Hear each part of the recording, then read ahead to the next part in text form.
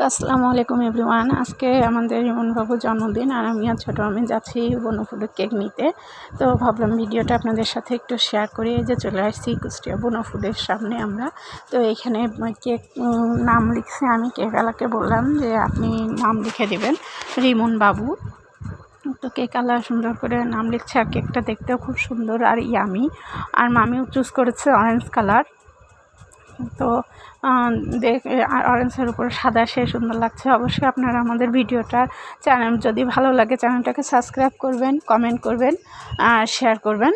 আর এই যে চলে আসছি আমরা বাসায়। তো এখন কেক কেটে প্রথমে ছোটো মামিকে খাওয়াই দিচ্ছে রিমন বাবু। তো মামি বলছে প্রথমে তুই খা বাবু, তারপরে আমি খাবো।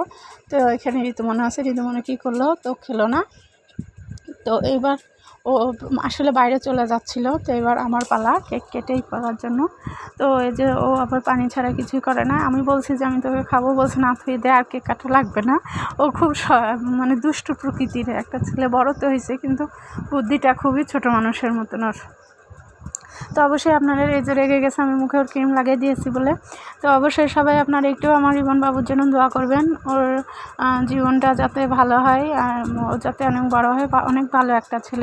তো চলে যাচ্ছে, সবাই ভালো থাকবেন, আল্লাহ হাফেজ সবাইকে, দেখাবে নেক্সট ভিডিও।